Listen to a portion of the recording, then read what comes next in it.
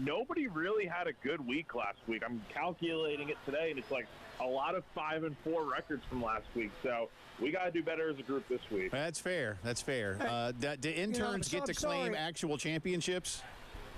What's that? I said, do interns get to claim actual championships, or not really? Yeah, maybe Shu will give them like a $1 raise next year. Yeah. Hey, Jack, I'm sorry, I didn't hear the standings. I'm too busy looking at my championship trophy from winning last year. Who's ahead right now? Well, I will say you, my friend, I think you're 21-17, and for reference, I'm awful. There's not many teams that are that low. So Terry, you got some work to do, man. Hey, you know what, though, honestly, nobody ever repeats in sports. I'm going to finish last this year. We know that. Very difficult. But we can't, guys, let's all just take a minute here. And we have to rally because we can't let a stinking intern beat us. Oh, come on now. I mean, interns, they do good work. We need interns here. I'm all for interns. No. We are professional broadcasters. But I'm not going to disparage. Forget Jay being turn Jay's mic off, Dave. Turn Jay's mic off. This is for Jack and I to talk about. Yeah, Jack, we can't let an intern beat us. You know that, right? It's not what you want, but by the end of the year it won't happen because I will be at the top. There you go. See, that's the way to handle it. That's the way to handle it. All right. There you go.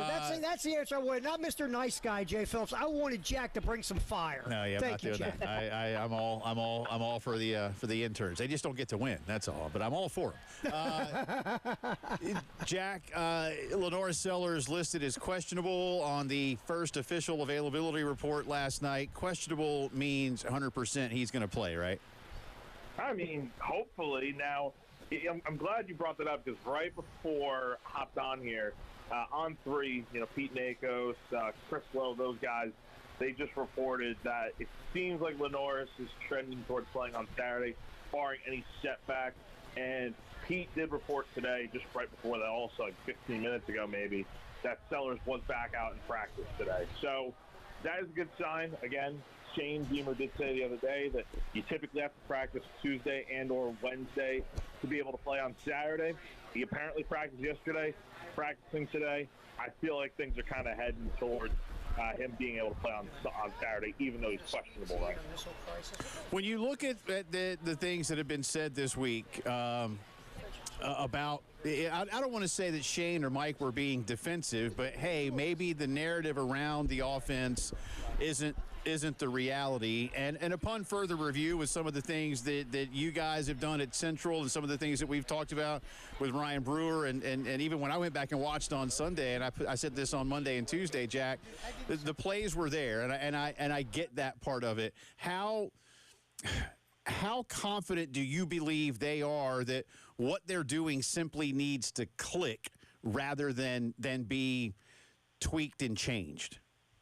I think that's a fair assessment, Jay. I think they do have the plays to make this whole thing go, right? I mean, they have the talent, they have the pieces, they have the quarterback, certainly, and I think they do have some decent play call. Again, that first half was not as bad as it's made out to be. That you see the final score, and South Carolina scores 7 points, and it's like, oh, the offense was terrible. I mean, they kind of were in the second half. I think it's not so much an issue of moving the ball. It's finding the end zone. That was the problem, right? You had the pick by Sellers early on in this game, and I feel like that was a legit momentum shift that kind of just changed the whole dynamic of the game. I mean, who knows what happens if South Carolina scores a touchdown right there to take a 14-7 lead. I mean, they got the crowd going, towels waving, might be a different game. So I do think they're confident that it is just a matter of just when it's going to click. And I think that is the case. I think this team and this offense, they have a lot of talent. It's just about going out there and doing it consistently, and also just trying to figure out the whole Lenore Sellers conundrum of, is he running more? Is he running less? I mean, I think he's running a good amount. It's just not for a significant amount of yards right now. Talking to our buddy Jack Veltri from Gamecock Central. Staying with this theme, it was interesting that before the Vandy game, Boaz Stanley and Kaysen Henry, in addition to their coaches, made mention of the need to practice better. And then this week, Shane says, we had a good week of practice, but it did not translate to the game. Is there anything more you're able to gather from press conferences, conversations around the ball club about what they think isn't happening that takes them from a good week to a game where, more often than not, especially last week, Jack, they kind of blame themselves for the things they did poorly? Great question, because I actually asked Clayton White that yesterday as I'm looking for the exact quote of what he had to say. I basically just asked, we've heard you guys talk about how you had great weeks of practice, but what is it on game day that you noticed was different out there? Because Clayton was saying they had a good week of practice, but they had a bad day on Saturday. And he basically just said there were some bad plays in that game. And, every coach in America is going to say that they had a great week of practice. But, some teams say that, and then they don't go out there and win it. I think it's just as simple as that. I don't think they lack intensity or, the detail of what needs to go into practice with the right game plan. I think it's just a matter of, again, execution. Like, fix the little things, the missed tackles in this game, getting off the field on third down. That really killed South Carolina's defense in this game. And I think it's just a matter of the offense continuing to find what they are going to try and be. I mean, they gotta be able to finish drives. That's the main killers from that game. The penalties were bad.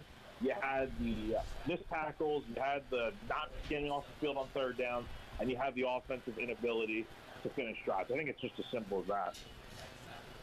Hey, Jack, we talk about the finishing drives part, and you look at like the breakdown of the game, the explosive plays, the lack of them once Sellers went out of the game. And when you look at the offense, the success rate was really good before Lenoris got hurt. Like you said, they were moving the ball. But defensively, when you're on how much of this do you think was, besides the fact that Vanderbilt's running a ton of stuff to okey-doke you and to take you out of position and make your aggressiveness work against you, how much of it do you think was that, South Carolina was on the field 35, 36 minutes defensively, and that's a mental toll when you go up against Vandy? Totally. It is, because Vanderbilt likes to melt the play clock down. There were a lot of times where it's going down to 5, 4, 3. Then they snap the ball. And, you're right, Terry. Carolina's defense was on the field for nearly 35 minutes in that game. And that's a lot when, like I said, you're not able to stop them on third down. You're missing tackles. And also, the other factor is your offense is just not doing enough to keep you, give you a little bit of rest before you go back out there. That's the main thing. So you hope the defense is able to play a little bit better this week. It's going to be a real challenge to stop guys like Ahmad Hardy from Missouri, a really good running back. Both of you, I think, has a lot of upside and has been off to a really nice start this year. But it's about the little things. Carolina can control how to tackle. They can control, getting stops when they need to. It's just about going out there now and trying to do it more efficiently than they did last week. Jack, always appreciate the time, man. Safe travels up to Como this weekend. Look forward to getting your reports back here next week. We'll talk to you soon. All right. Thanks, fellas. Always appreciate it. You bet. That's our buddy Jack Veltri, Jack T. Veltri, to follow along on Twitter. And, of course, catch his work at GamecockCentral.com. And he's right here almost every day in the mornings. Almost. He is here every day now. Yeah, it is every day, isn't it? You got to pay attention to the radio station. I don't pay attention. I see Dave over there, so that's a thing. That's about it. Dave was in the building when we moved in there. When you guys moved in there, 15 years ago or whatever it was in that building? 10 years we moved here a little over 10 years ago. But wasn't Dave already kind of living in the basement? You just maybe 11 years ago. I think because Michael and I worked in this building for about a year. It feels like before he left. So, 11 years. Yeah, Dave's got a cot. So Dave's got a cot. Yeah, Dave. He sleeps down in the basement. I don't know. It's all good. Dave, where do you keep your convenience store now? That's my question, Dave. Dave doesn't have his desk out here anymore. Dave's convenience store got tore down. It's too bad, man. He'll find a way. All right, lots more to do. We'll open the vault, and we'll give you a start bench drop on the other side.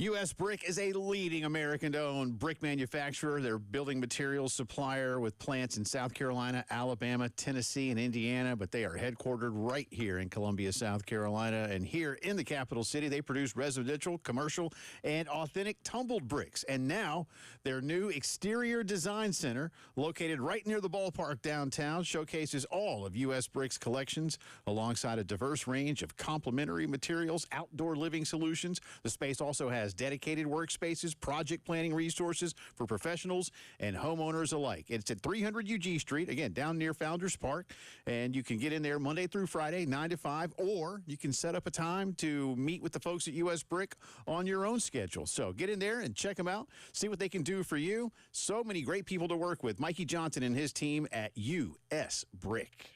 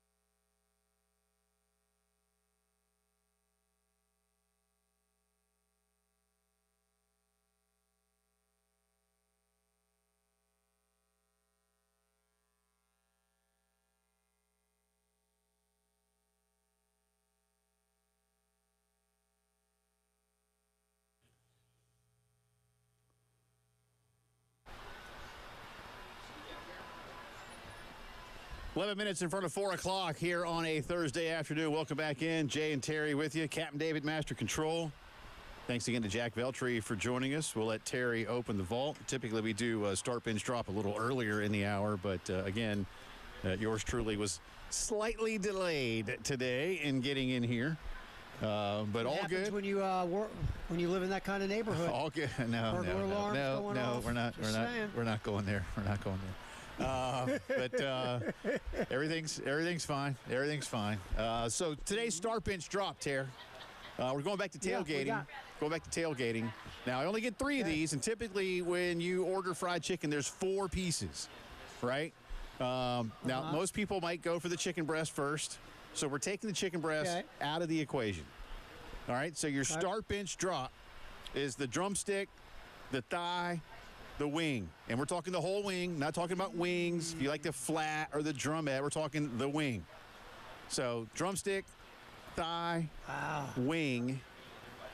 That's today's start, bench, drop. That's a good one, man. Look at you. I did a little thinking on that one. Yeah, I do too, because I could, I don't know. I'm honestly, I'm torn. When I do these a lot, I don't have them always like in mind of what I would do. And that's where I am right now. So start, bench, drop, drumstick, thigh, wing. There you go. Yeah, I know which one I'm going to drop, but I'm having a tough time with start and bench. Okay. Yeah, really, I don't know. Bench. I don't know yet. I honestly, I don't know. But I tell you this much: I want somebody to run down to Bernie's for me and bring me some chicken. You're making me hungry. Exactly. All right, let's open the vault as well. Oh, got a couple good ones, man. All right, let's do it. A couple good ones here. All right, here's what we got. I'm gonna throw. Usually I throw you one, but we're gonna fire off 3 real quick. Oh wow. 1982. Jack Elway, the head coach of San Jose State, beat Stanford. You know who's quarterbacking the Stanford Cardinals? Yes, one young John Elway was. Yes. Jack Elway led San Jose State to its 2nd consecutive upset of his son's Stanford squad, 531 in Palo Alto. John Elway was great, threw for 382 and 3 touchdowns. This guy's name's interesting. Steve Clarkson was the quarterback for San Jose State. He threw for 3 scores as well. Clarkson's now one of those quarterback guru whisperers that works with the NFL and college quarterbacks. So he was the quarterback for San Jose State that day, sir. Now, Jack Elway also coached at Stanford, yes? Yes, he did. Yeah. After John had left, a long time after that, Jack took over at Stanford. Who drafted John Elway, Tare? I don't remember, Jay. Some pitiful franchise that's no longer in that city. How'd that go down? 1996. Roger Clemens equals his own Major League record, striking out 20 batters and throwing a 4-hitter. Boston beat Detroit 4-0. And you want to hear something really crazy? I believe he threw a complete game. Wow. You remember what a complete game looked like, Jay? Is that when the whole team finishes a game? Is that what because they have a complete game? No, pitch starts the game. Down for this. And the starting pitcher finishes the game. No, you can't do that. That's against the rules. On the mound. No. That's not allowed, is it? Oh, man. I didn't even know that was a thing. Wow. Not anymore. Not anymore. And you'll love this one. I do this because I love you deeply. 2003, the Atlanta Braves clinched their 12th straight division title on this day. Hey, go Braves. Braves have won 5 straight, man. Braves are on fire. 12 straight. Braves are on fire. Boy, it's a shame the season's going to end at the end of if the season would go till December 1st, they might make the playoffs. If the Braves, if I could take out the month of June, it still wouldn't be enough. You know what? If you took out all their losses, they'd be undefeated. Well, that's fair. That's true. The thing is, man, like they're actually, I think they're only now like 7 games back of the Mets, which I know sounds crazy for me to like be celebrating that, but it's because the Mets stink. The Braves have just been worse, which I'm not denying that. But now what'll make this look, our one milestone passed, right? The Braves will not lose 100 games. They're sailing past that now, so that's good. I'd like to at least finish in 3rd. I know that's nothing to celebrate, but it's better than 4th. I think they're 2 games back of the Marlins for that. And then really what would make the season the absolute best is if the New York Metropolitans, with their, $80 gajillion payroll, fail to make the playoffs. So I have become a huge, or as Al Michaels would say, huge Arizona Diamondback and or Cincinnati Red fan. So here we go. You have 2 favorite teams. You have 2 favorite teams. 3. The Braves and 3. whoever's playing the Mets. Yeah. Well, that's true. Except when it's the Phillies, and then I want them both to lose. But apparently that doesn't happen. All right. There's your vault, sir. Thank you. Good stuff. And thanks to Purple Wave for doing that for you. All right. Coming up next hour, plenty more on the Gamecocks. Our good friend Ben Portnoy going to join us with the latest on what's going on around the transfer portal. We'll do that for you and more. Coming up. Keep it here.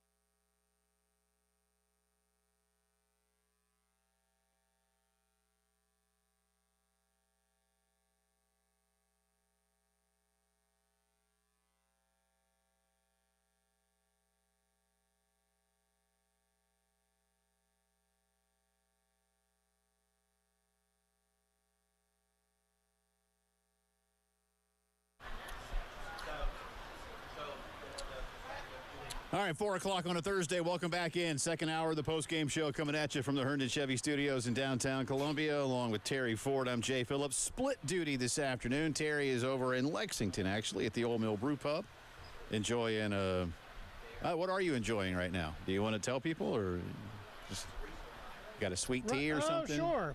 I'm on my third. I'm on my third brew. It's in the name of the place. I've got to drink brew. I got to be respectful. Yeah, but no idea it's coffee. Okay, maybe not. Right now, my man, I'm having a fantastic Cuban sandwich. Oh, there you go. Listen, I love a good Cuban sandwich. I am a sucker for a good Cuban sandwich. Big fan of the Cuban sandwich. A very underrated sandwich, in my opinion. At least around these parts. I'm sure in other places. Absolutely, sir. But around these parts, great sandwich. Underrated, because they do have that amazing BLT out there with the fried green tomatoes on it, and that thing is spot on. But we have a lot of BLTs. I was thinking about that. That thing's good. That thing's good. Had it a few times. I saw the Cuban on the menu. I'm like, there you go. No, it's you know what? They're solid, solid. Because you get a nice pork loin on there too. Everybody likes ham, but you get a little pork loin, you get a little mustard. I love pickles. Yeah, good stuff. All right. Good, man. First off, coming up in just a little bit, Ben Portnoy will join us with a few things going on around college athletics. I want to update you on a couple of things. Don't have a lot of detail, and I am not going to go speculating or anything, and there's lots of things, but by now, many of you have heard that Connor Shaw did have a medical episode last night up in the Greenville area, Simpsonville officially, while he was helping coach his, I think, 9 or 10-year-old son's football team. And he was taken to the hospital. The last we saw, stable condition, had been alert this morning. I know multiple outlets, including our good friend David Cloninger, reported that. WIS Television reported that. I believe one of the Greenville stations had also put that out there. So that's really about as far as I want to go with this until there is further corroboration of some of the things that could be going on. Certainly wishing Connor all the best. He has a terrific young family, and he's only 33 years old. I think he's about to turn 34.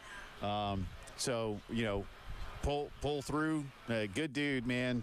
Good dude. And no matter your age, that's scary. But, for someone young, and I was talking to a friend of mine about it this morning, Terry, I think we can put Connor, if not in the category, then like, incredibly adjacent to the category of world-class athlete. I realize he hasn't been in the NFL in a few years, but he's still just, I'm certain is in fantastic shape. So, again, pulling for him, man. Like I say, I don't want to speculate and go through a lot of things, but hopefully whatever it is, the doctors up in the Greenville area can take care of and get him back to normal as quickly as possible, because that's a scary scene. Obviously, and you said it, he's so young. He's there coaching his kid, family's there, and then this happens. So yeah, obviously all of our thoughts would go to Connor Shaw and his family, and just hoping everything turns out for the best. Absolutely. And in the meantime, Lenore Sellers last night was listed as questionable on the official SEC availability report. Carolina and Mizzou coming up, obviously, on Saturday night. Terry, that's the right word to use, obviously. I don't think there's any doubt of that. And again, they should use that one. I'm still going with, what's higher than probable? Definite? That's where my head is on this one. That's where my head is. Yeah, I think he's going to play. Obviously, there's always going to be a setback with this stuff, Jay, but I think you're going to see 16 run out on the field in Columbia, Missouri on Saturday, barring some kind of setback. That's just me. Nobody's told me anything, but just the way it feels like it's trending, right? With some of the things that are out there, unless he has some type of setback, you kind of get the idea that he is going to play. South Carolina's other players, Michael Smith, tight end, and corner Judge Collier listed as doubtful. Mazio Bennett, along with Lenora Sellers, in the questionable category. Mizzou only has players that they know are out, one of them being their backup quarterback, Sam Horn, who was done for the season, unfortunately. Offensive lineman Logan Reichert and kicker Blake Craig also listed as out for Mizzou. Otherwise, every other player on the Missouri roster is ready to go. So we'll see. And again, Lenoris has been at practice by all accounts and multiple reports. So the team will obviously travel up tomorrow. And Terry, look, you know, to sit here and say they need him is a vast understatement. And I heard some of the things you were saying about what Carolina can do with Luke Doty and some of the things that Eli Drinkwitz said in terms of how the Missouri defense would go against the Carolina offense regardless. But, I'm not saying that Luke couldn't get up there and get it done. Listen, primarily South Carolina better clean up its own mistakes before they worry about what the opponent's going to do to them. Because if Mizzou does things to you that make it that much harder, then I don't really care if you've got Brett Favre at quarterback or something. I mean, if you're making that many self-inflicted mistakes, it's going to come back and bite you, especially in a road game. And with all due respect to Vanderbilt, who I know is maybe the best version of Andy we've seen in a long time, this Missouri team is, in my opinion, better. They're more talented. They're equally well coached because they got to scheme things up accordingly. It's a tall order regardless. But South Carolina is going to need a Lenora Sellers at full go, and I do think it's fair to question just what that looks like on Saturday night. Yeah, I mean, that's the thing. Even if Sellers plays, it's the idea of, what is full go and what is not 100%, right? I mean, we were discussing this opening riff of the show when you were running around your house with a hockey stick. We were talking about the idea that, all right, he plays. Does that affect your game plan? Are you less apt to call any designed runs or anything of that nature because of what happened to him on Saturday? Or, we threw this out, Jay, what if you're Lenora Sellers, and Preston and I were talking about this morning, your inclination up until this year has been you drop back, you look downfield for a read. The minute you feel heat, you bolt, right? You take off and leave the pocket. That's your comfort zone. That's who you've been. This year, you're trying to get better and more patient in the pocket. Okay, you did that. Fair or not, you were in the pocket when you got knocked out of the game. Do you then, as Lenora Sellers, in your mind, you don't say it out loud, but you're like, hey, guys, this whole hang in the pocket thing, I get you, but I got knocked out of the game. I'm going to go back to doing what I'm comfortable with. We don't know how he's going to react to this, right? So that's the big question mark as well. But, yeah, to your point, if you have a much better chance to win this game if 16 is taking the snaps. Captain Dave, cut number 10 on today's list, please, sir. Here is Mike Shula on how Carolina has looked at scripting the initial part of a game plan and then what happens once that portion of the game moves on into the rest of it. Yeah, well, I mean, those are all things that, again, you look at during the course of the game. You look at going into the game. You look at after the game, and the communication with our staff and our players, and we do a good job. And yeah, you want every drive to go 80 yards for a touchdown, and you want every play to go score a touchdown. But teams we're playing are pretty good as we move forward continue into the SEC, and so there's a fine line. And hey, do you keep running those plays? Do you look at other plays? Do you have plays off those plays? So all that stuff is kind of keep all that in mind, and talk to your players about that, and keep working on trying to stay out of the negative plays is the main thing.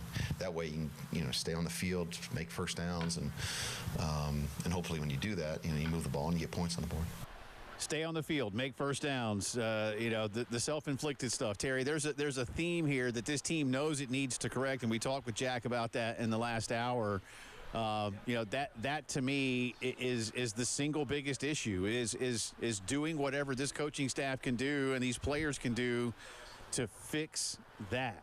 And I everything stems from it at this point. And I do wonder as well just how much that plays into what Eli Drinkwitz wants to do.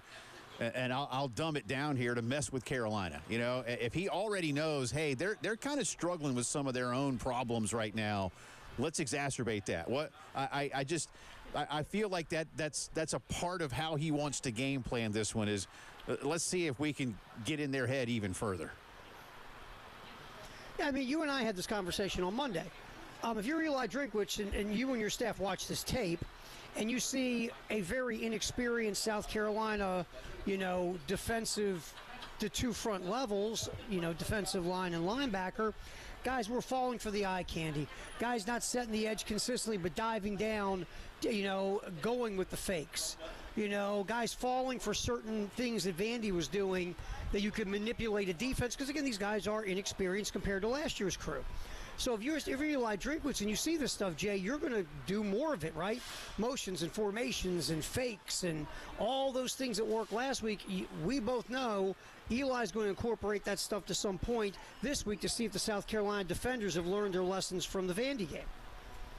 It'll be it's going to be telling. And again, for some reason, and I know we joke about it and we're serious, but Eli Drinkwitz just seems to have the Carolina game circled in some weird, obsessive way. And I just feel like this week plays even more into his mad scientist hands in terms of what he wants to try and do to South Carolina. So and you made a great point when you and I were talking this morning, and you had the stat earlier in the week.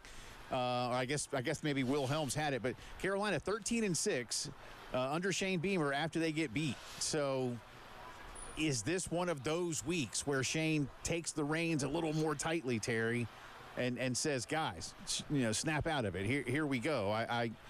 I'm fascinated by what this matchup could present us. Yeah, and that's the thing with Shane. And again, talking about it in the open of the show. Whenever we think it's the darkest in some way, shape, or form, that's when Shane and his crew go out there and play their best at times. Whether it's against Tennessee, whether it's against Kentucky last year, whether it's against Bama and Tuscaloosa.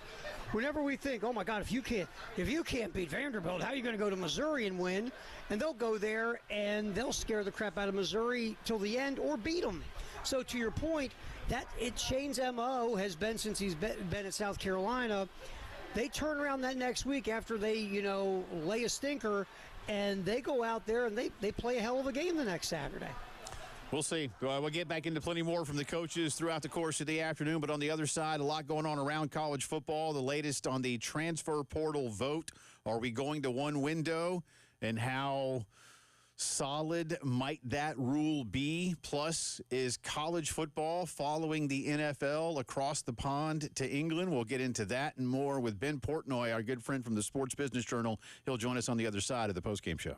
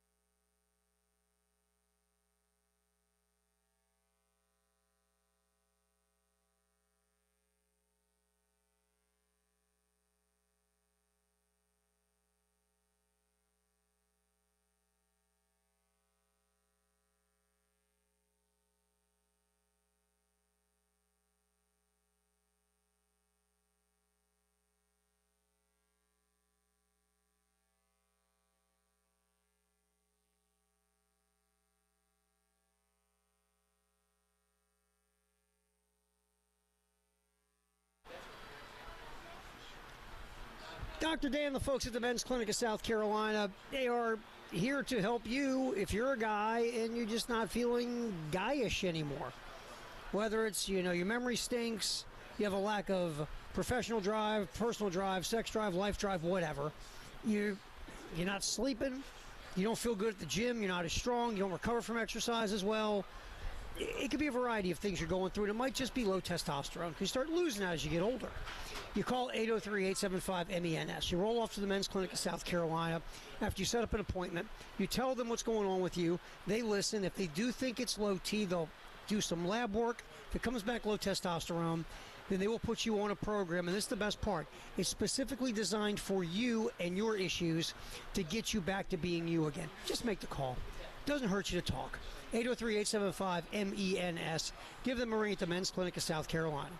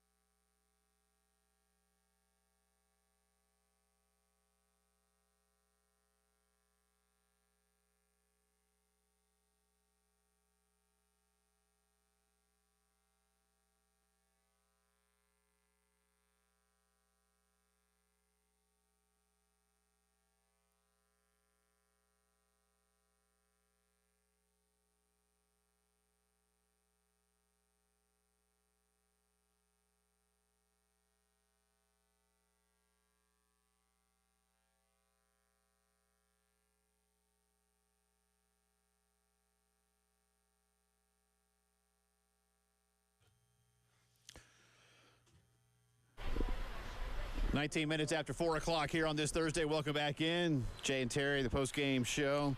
Always a pleasure to be joined by our good friend Ben Portnoy, now covering the business of college athletics for the Sports Business Journal. And, of course, before that, on the beat with the state paper covering the Gamecocks.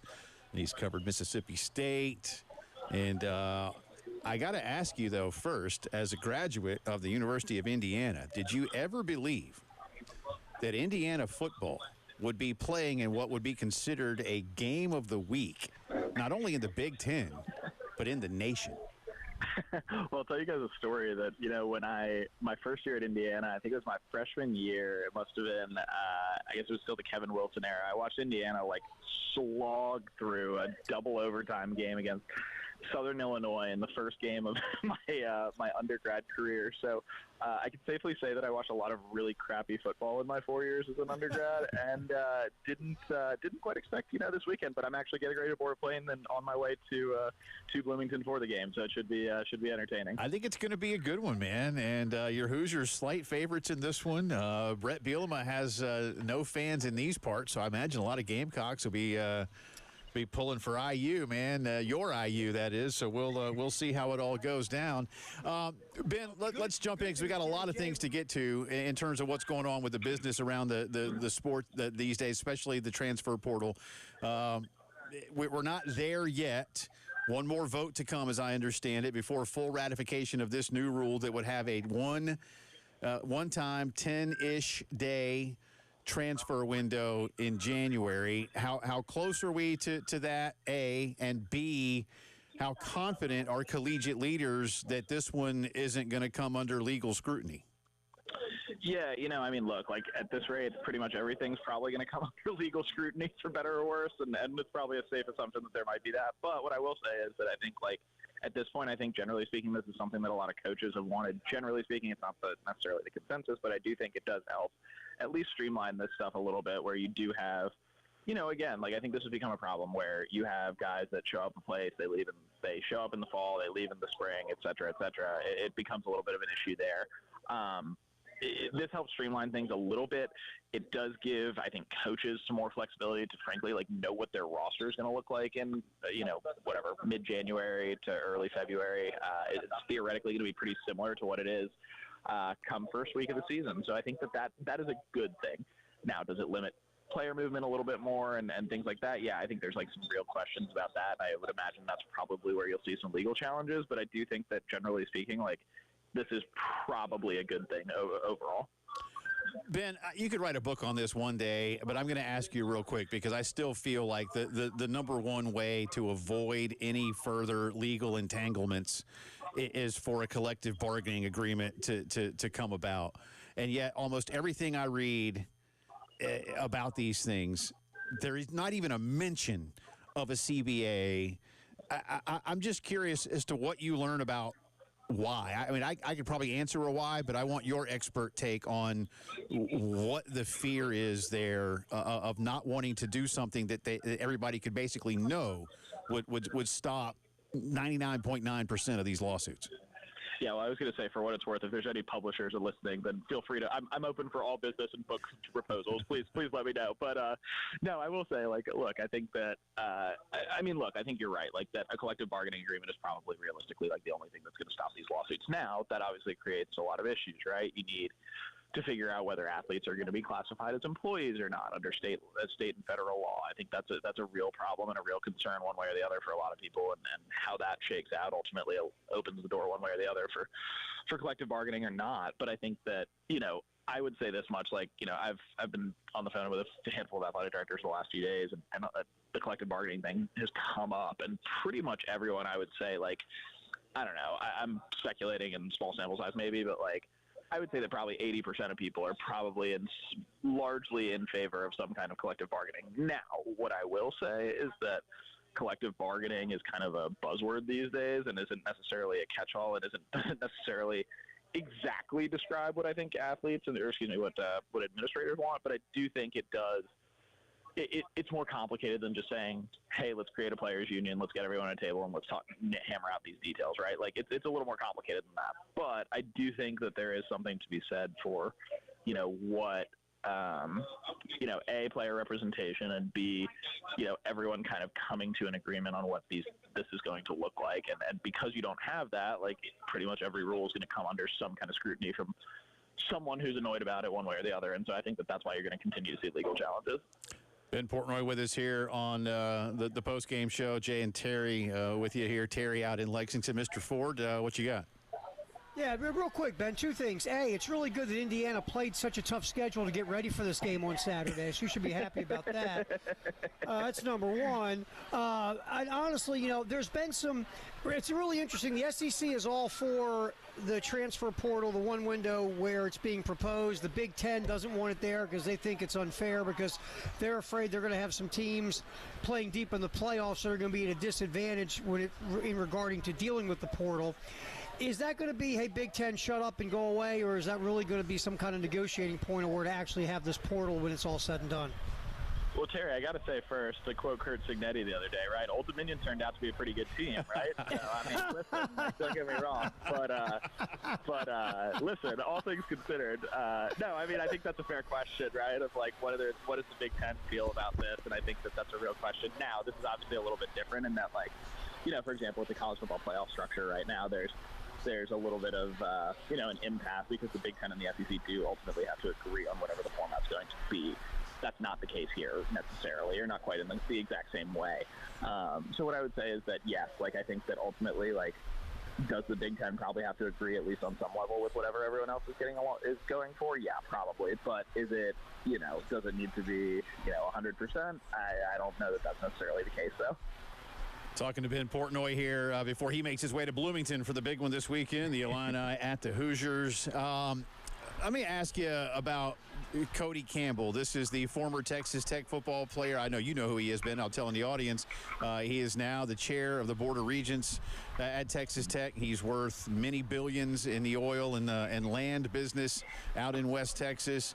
He wants basically an antitrust exemption, but also wants students to have a voice.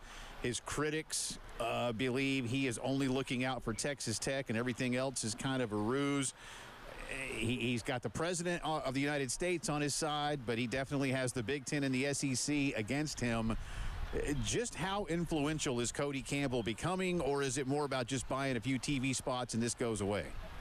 Well, I mean, look, just the fact that we're talking about Cody, I think speaks volumes. Just the fact that he's definitely out there and definitely in the headlines. But I do think that, I think Cody has some pretty real influence and can probably bend the ear of some real decision makers for sure. And frankly, obviously has a lot of influence with his money and his business and obviously what's going on at Texas Tech and being the chair of the Board of Regents. Like, I think all those things add up, certainly to influence. Now, is Cody going to be writing the bill that ultimately resolves all of this? No, probably not. But I do think that I do think that he is an influential voice, increasingly more influential voice in these conversations as well. And so, whether that comes out to look like, hey, he's just, pulling for Texas Tech or doing what's right for Texas Tech, like, I don't know. I mean, look, like, we've all got inherent biases, right? But I do think that, generally speaking, I think he's been pretty involved in a lot of these conversations. And I think that is to have someone who did, play high major college football and is obviously hyper involved in athletics and things like that. Like, certainly, look, I think a lot of athletic directors would probably like to occupy that spot, but I do think that, like, Cody's not the worst person in the world to be, at least having some of those conversations.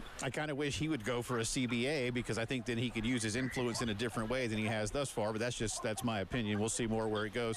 Last thing for you real quick, we're hearing that Arizona State and Kansas, because nothing says American football like Arizona State and Kansas, are going to play one another at Wembley Stadium in the not-too-distant future. We know we had Dublin games. Are we going to see more college football in the UK?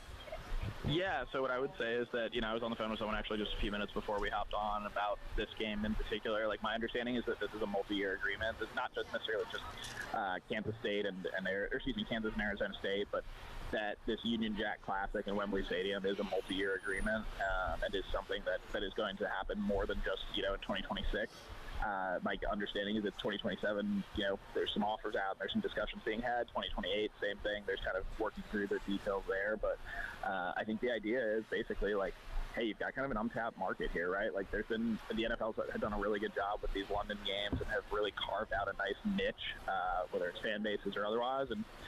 And I do think that, whether it's the Big 12 or whoever it might be, there's opportunity there. And I think, certainly if there's anyone who loves to grab opportunity, Brett Yormark at the Big 12 is certainly, the commissioner of the Big 12 is certainly one of those people. And I think that there's real opportunity there to be had. So I wouldn't be surprised if this goes, a couple more years and then sort of see where it lands. All right, I have ideas about this thing. I'll share them here coming up. Hey, safe travels. Always appreciate you, man. Great work. We'll talk to you soon.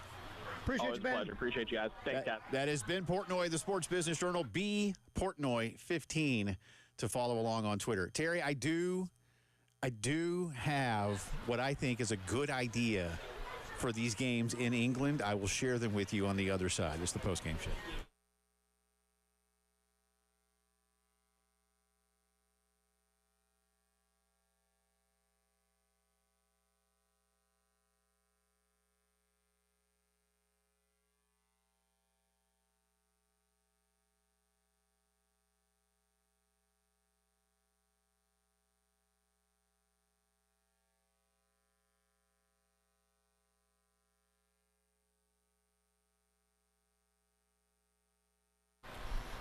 Yeah, we talk about CHW cabinetry all the time and the great things they can do with their photorealistic renderings to show you everything from beginning to end and how they basically hold your hand through the whole process. And they actually made Jen Jensen happy, which is almost impossible. But really the thing that CHW cabinetry does that matters the most is the customer service. From beginning to end with Star and her folks is they make sure you're happy. They make sure things are going your way. They answer all your questions. They're there for you from beginning to end because they understand how important these cabinets are going to be to your home. So not only do they give you phenomenal custom-made work, but they are going to be with you customer service-wise from beginning to end as you go through this journey because, again, your home is very important, obviously. Call 803-520-6837, 803-520-6837, CHW Cabinetry.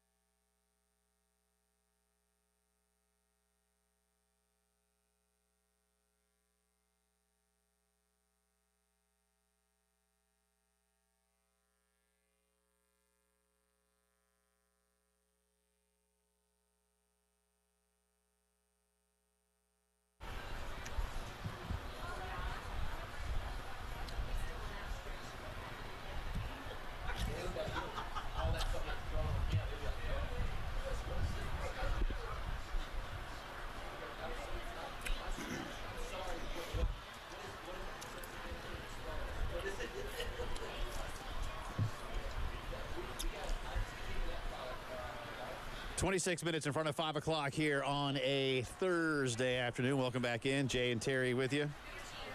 Terry is out at the Old Mill Brew Pub eating sandwiches and stuffing his face and drinking sweet tea and coffee and beer and having dessert. Have you had a dessert yet? Because I do know that you would really prefer dessert. You know me, man. I don't like sweets and stuff. I'm all healthy, Jay. You know that. I'm not big into dessert. Did we tell everybody about the day? So I'm going to do it again anyway because it was funny. So every day at Media Days, they set up a nice little buffet for us because everybody, I mean, it's a busy time. And they have desserts. Now, I rarely eat dessert any days. I like sweets, you know, but I just don't eat a lot of dessert. And Terry had commandeered one of the tables in the room where they had for our area over at the College Football Hall of Fame. And I come in, you know, about an hour before our show. I forget exactly when, this particular afternoon. And Terry has like the dinner plate, not the dessert plate, and the dinner plate, and he's got one of like every kind of like 4 desserts. And I'm like, I had dude, to sample them all. I'm like, dude, did you eat any lunch? He's like, yeah, I had a little something. Well, I had a little bit of lunch so I could get to the desserts. Yeah, it's like, I mean, come on. I forget what day that was. It wasn't the macaroni day. I forget what day it was with the entree, but my man had he had a plate. Yeah, that was like 1,000 calories, man.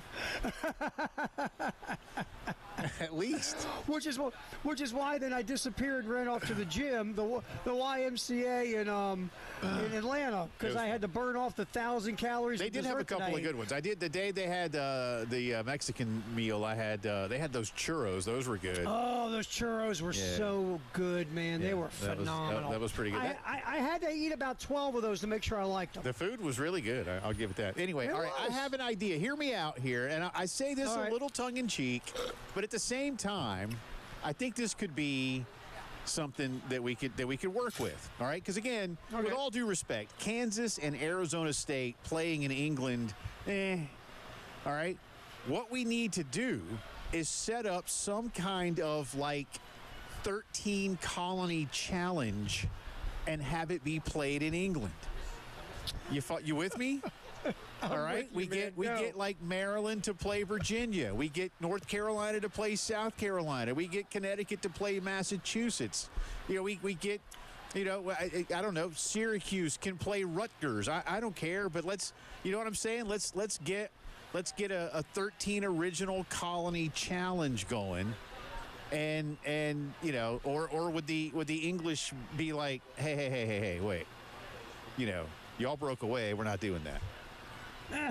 Well, first of all, I like the idea. It's kind of cool, and I think because now you got 13, it's uneven. You need a 14th. So tell the Brits to put together a football team, and we'll throw them in the bracket. Well, we'll find another school if we have to. If we want to have Pitt play Penn State in England, that could be fun, right? Yeah, I don't want Temple playing Delaware. You know.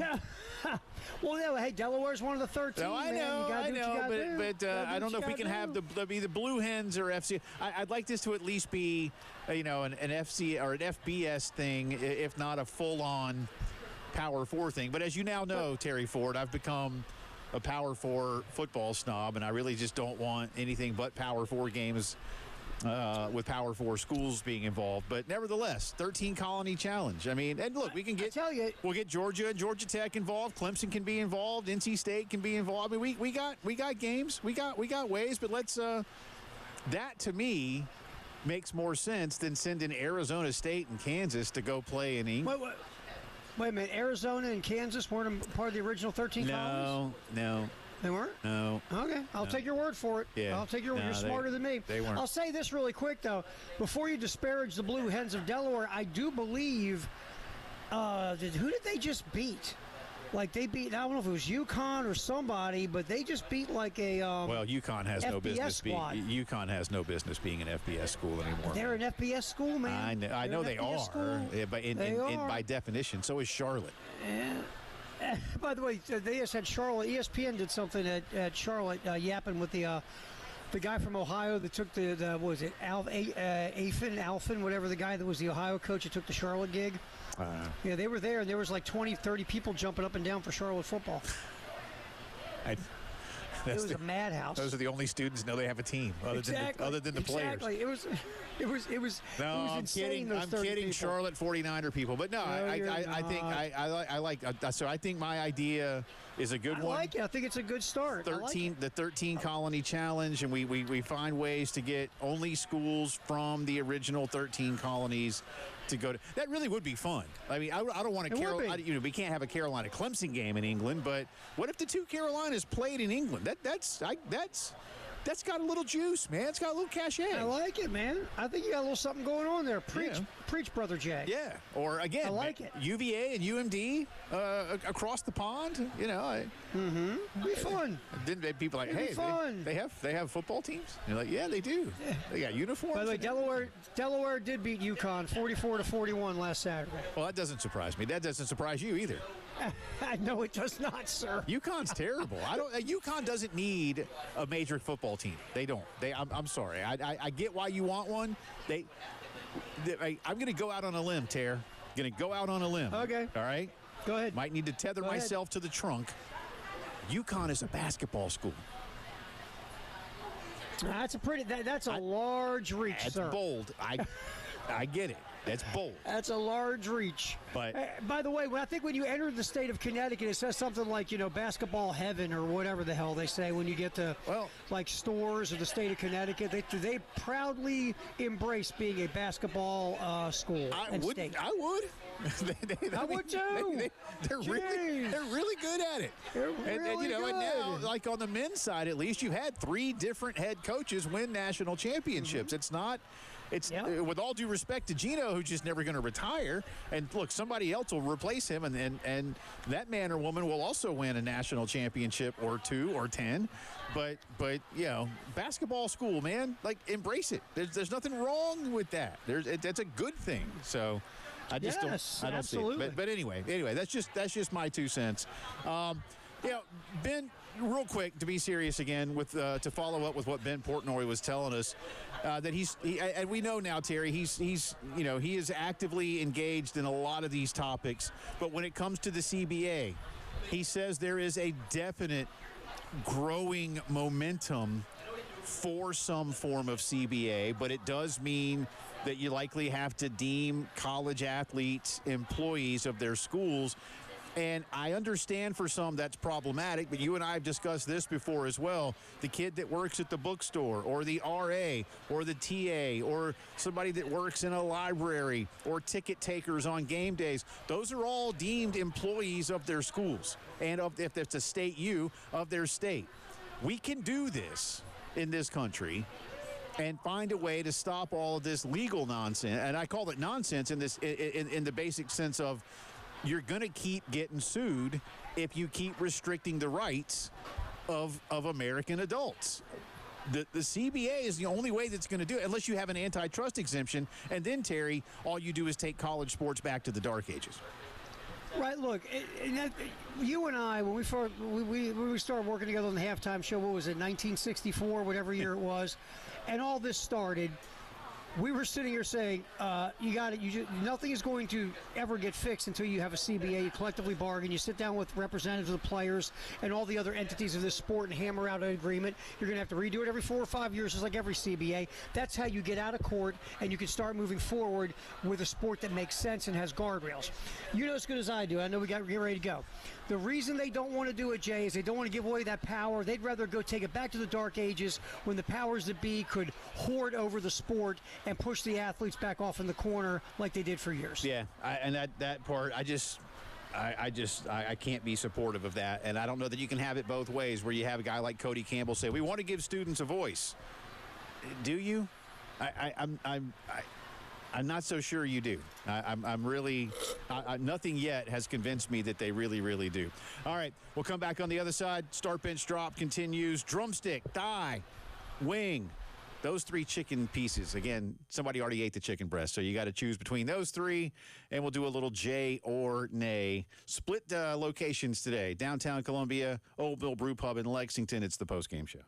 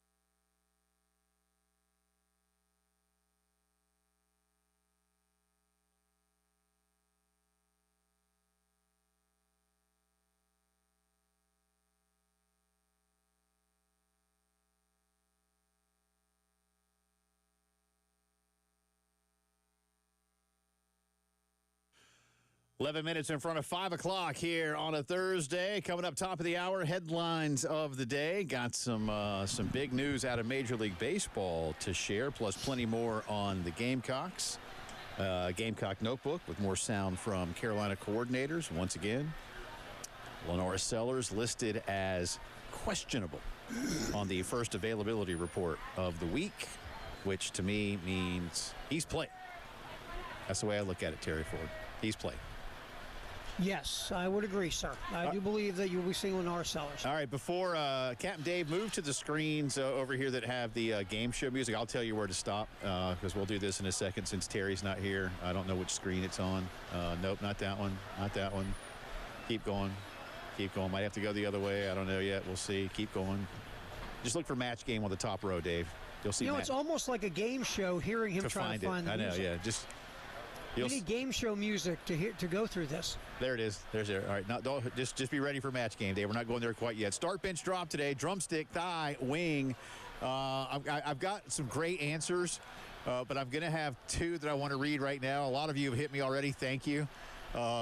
This one, y'all have actually been very creative, and I appreciate it. Richard says start the thigh, bench the wing, and put the drumstick on irrevocable waivers. However, Danny says tailgate chicken is different. You need a handle. Start the drumstick, bench the wing, drop the thigh. Now I got plenty more that I'm going to get to. You can hit me on Twitter. You can hit us on the Firehouse Subs text line. But I thought that was pretty funny. So Richard, irrevocable waivers, does not like the drumstick. Good. Does not like them. Not at all. Meanwhile, Danny's right, man. Sometimes when you got a beer in one hand, Terry, you need to. You can't eat a chicken breast or a chicken thigh with one hand. You can, but you're probably going to drop it. Yeah, you know what? I mean, if you think about, logistics and, some critical thinking, you need a handle for that chicken while you're drinking. You don't want to put down your beer. That's smart. That's smart. All right, Dave, hit the music, and let's see what Terry has for me on today's edition of Jay or Nay. What you got, sir? I'll drop a little Jay or Nay on you right now. Justin Verlander started the year with 16 starts before winning a game for the San Francisco Giants. He was basically awful. But since July 23rd, Verlander, 2.17 ERA. Justin Verlander, 43 years old. If you are a general manager looking for a starting pitcher in the offseason, are you calling Justin Verlander? Nay. Too many questions. If you had made this about Mrs. Verlander, we could have had a whole different J or Nay. J. But no, I'm gonna nay that one. I'm gonna nay that one. I just. You know what? I'll give you a caveat, Terry. Uh-huh. I sign you to something obviously above the minimum, but it is an incentive-laden contract. And you could make a lot of money. You could make a lot of money, but you're going to have to hit some marks. So that's about the only way I would do it. I like that. Incentive-laden. Yeah. Very creative, Jay or Nay. Thank you. All right, sir. Muhammad Ali, remember, he refused to sign his military draft card. Remember that? I do. Well, I wasn't alive, but I know the story. Exactly. We've heard the story. Yes. Well, the unsigned Vietnam card is to be auctioned off. If Jay Phillips had billions of dollars, would he bid on Muhammad Ali's unsigned draft card? Nay, and here's why. I saw that it could fetch up to $5 million, which probably means it'll go for more. And if I was going to get something of Muhammad Ali's, if you will, I would want like a pair of gloves or a pair of boots or like a really cool Ali robe or you know what I'm saying? I just, if I'm going to spend that on Muhammad Ali memorabilia, I would want something that Ali had on when he was in the ring for one of his fights. That's the way I would see that. Finally, If the Buffalo Bills curb stomped the Miami Dolphins tonight, if you were the general manager of the Dolphins, would you fire Mike McDaniel? I mean, it's ironic that you ask that because didn't the general manager put the team together? And this is just and not hire the coach. It's just not a very good team, man. But I don't know. It's different in the pros. I'm going to say nay. You know, if it's 56-3, then I get your point. But I'm going to say nay, because I mean, are you going to do better? I kind of doubt it. But you know what? But you know what, dude? The Bills are going to beat the Dolphins tonight. Oh, I agree. I mean, you know what? At the end of the day, I just think unless this thing goes totally off the screws, you let him finish the season and see where they land. I would. It's a long season. What's the spread on that game tonight? I'm looking. Hang on, looking. Oh man. Ugh. It's 11.5. 11? Yeah, 11. I just saw. Yeah, double-digit spreads are rare in the NFL. All right, hour 3 coming up.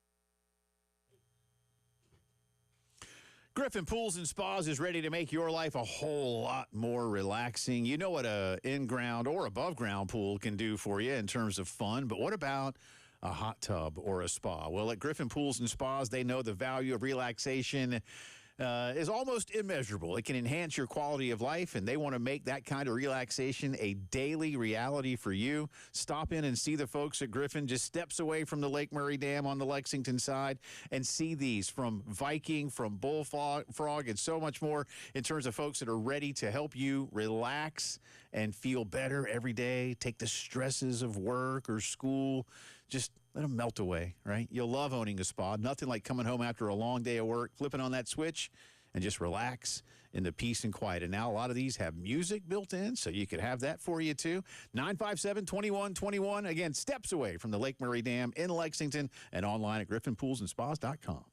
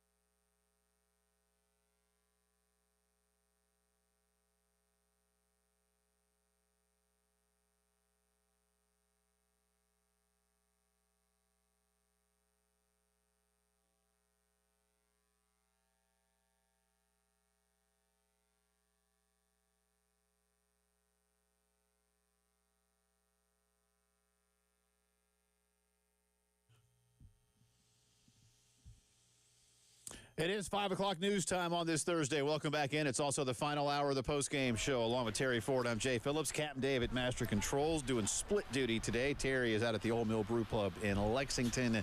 Yours truly back here in downtown Columbia. We start with at least a small update on the situation with former Carolina quarterback Connor Shaw. Listed in stable condition today at Greenville Memorial Hospital. This after he collapsed last night while on the field coaching his young son's flag football team. The city of Simpsonville actually put out a release that mentioned what had happened, and they also added, of course, that they have Connor and his family in their thoughts and prayers. Connor's only 33. He was taken by ambulance to Greenville Memorial, and again, at last check, in stable condition. So we, again, there are a lot of things going around that we are not going to report. I mean, from what we understand, this is accurate. He's in stay. And I was told this morning, and there were multiple reports, that he was awake, alert, understanding what's going on. So that's all very good news in terms of what happens next. We'll continue to monitor that. And, of course, we here at 107.5 The Game and many other outlets will keep you updated on Connor's condition. But certainly at age 33 and with a young family, we wish Connor all the best. So we'll hopefully know more later tonight or by tomorrow's shows. And we'll have an update at that point in time. Meanwhile, South Carolina quarterback, currently Carolina quarterback, Lenoris Sellers, listed as questionable for the trip to Columbia, Missouri for Saturday night's game against the Mizzou Tigers. The first availability report came out last night. Another one has to be released tonight. Shane Beamer will also have Carolina calls tonight at 7 o'clock right here on these airwaves. So make sure that you tune in for that, for the latest from Coach on exactly what Lenoris has been going through. Several outlets have reported that Lenoris was practicing. These have been the national outlets, by the way, not local outlets. Which that's good, I suppose, that the national guys are getting these stories and letting everybody know. But have had it told to me that, yes, he was indeed at practice and is doing okay. You know, Terry, I don't think quarterbacks take a lot of contact anyway in practice. So, whatever it is from last Saturday, it has not been enough to exclude him. Again, questionable at this point. Does that change, Terry, tonight to probable, or do they keep it at questionable until Saturday? The SEC does have a policy in place for, fudging these things. But I would suppose at least tonight, last night, tonight, maybe even tomorrow, you can get away with questionable even if you think he's going to play.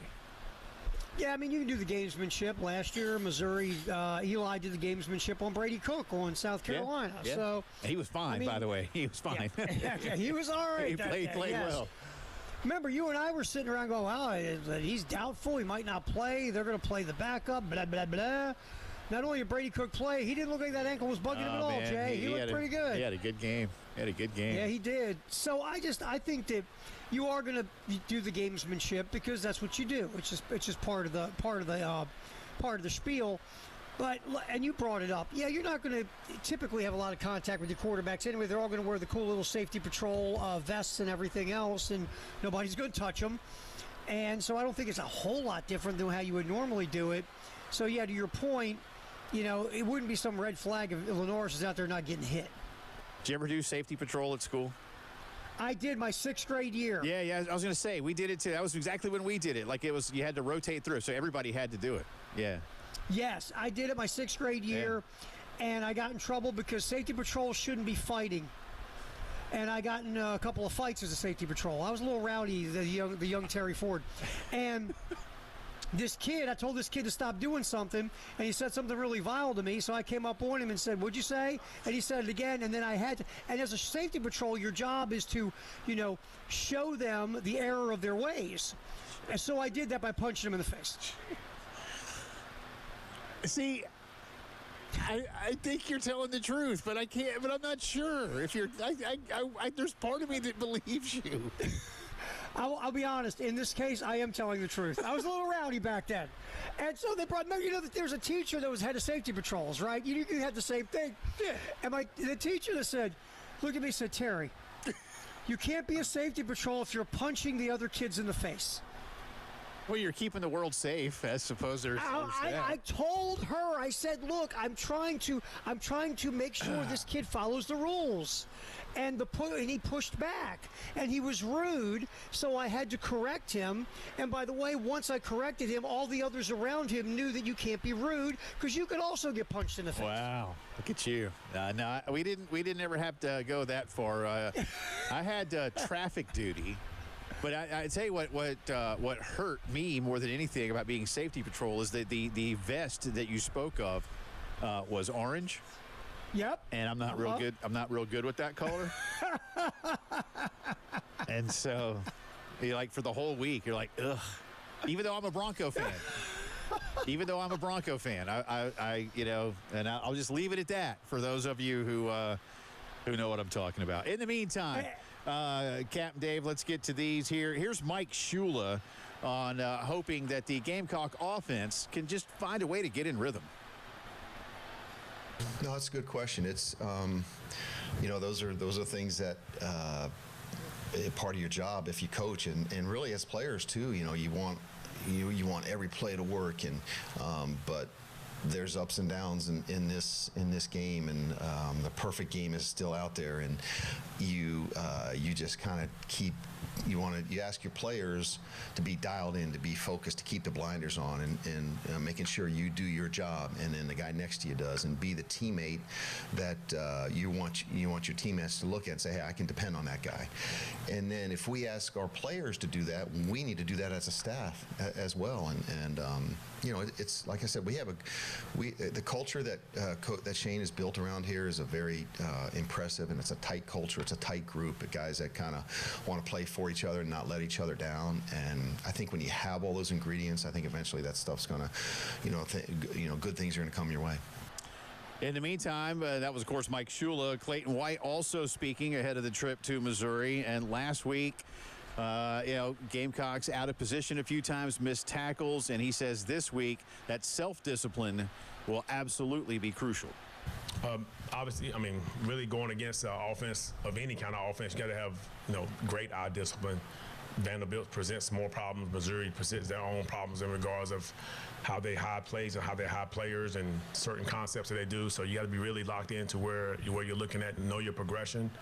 Is it 3-2, 2-1, 1-2, or guard the flow, or running back, tight end, tackle, whatever their read is, you got to be great. You got to understand what's the next progression.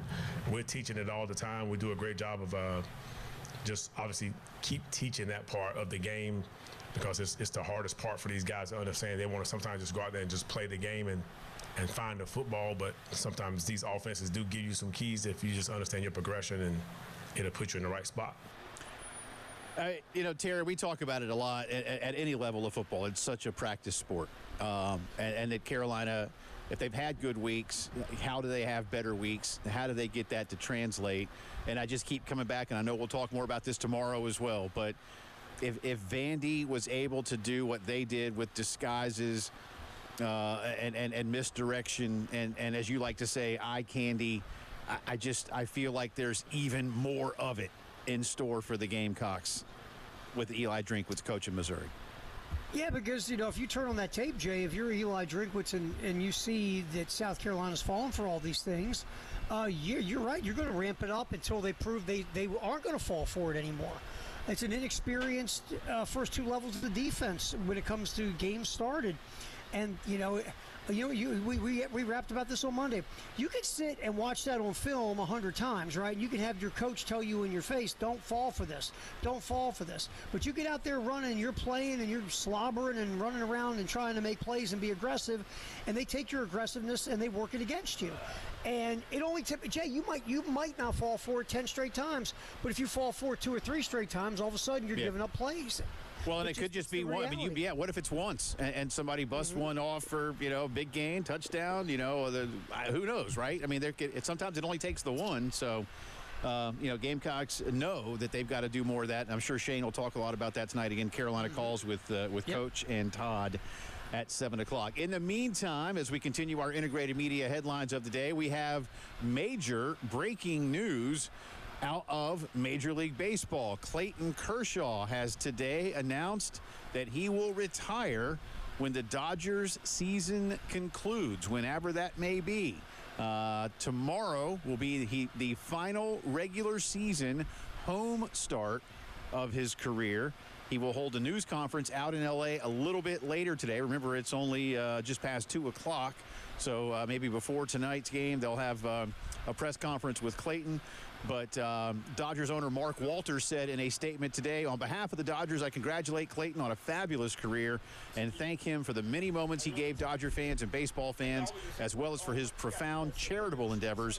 He is truly a legendary. His is a truly legendary career, one that we know will lead to his induction in the Baseball Hall of Fame. An MVP, Terry, 3 Cy Young Awards.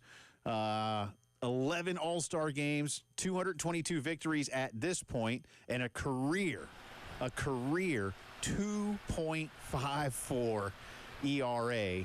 And obviously this year, in a big moment, became the 20th pitcher to record 3,000 strikeouts.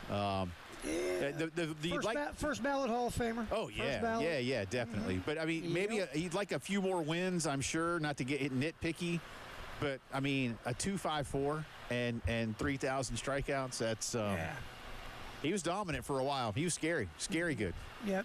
You know what, Jay, and that's the thing we're going to have to, like, especially you and I, because we grew up when starting pitchers pitch complete games and pitch deep into games, and one-loss record was more under their control, right, from the pitching side.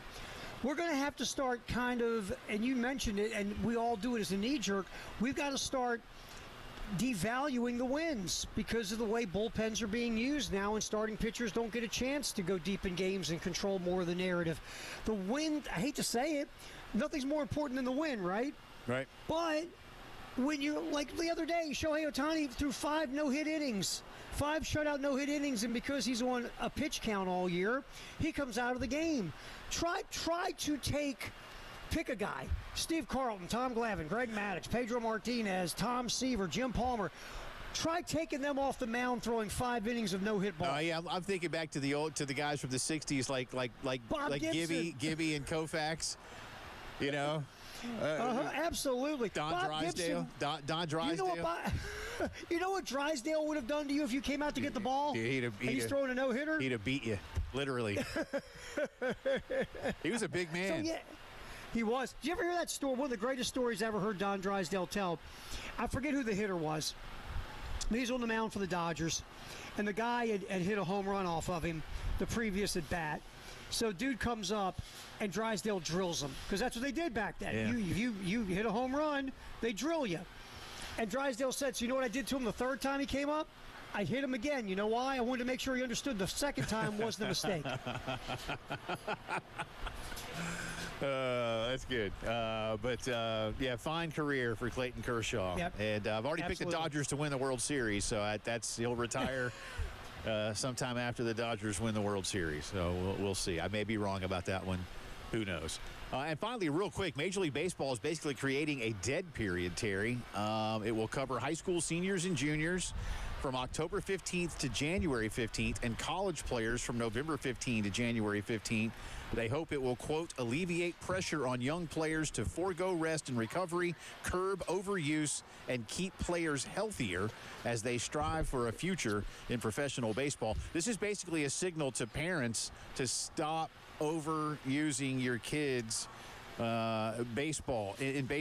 And whether it works or not, we shall see. But basically, that came out today. So they didn't call it a dead period, but they're basically creating a dead period for baseball scouting. I love this. These kids, they got to rest, man. Yeah, you they can't do. be out there throwing, you pitch, bro. You can't be throwing high effort 365 days a year. Can't do it. All right, that's our integrated media headlines of the day. More around Carolina football with the Gamecock Notebook. That's next.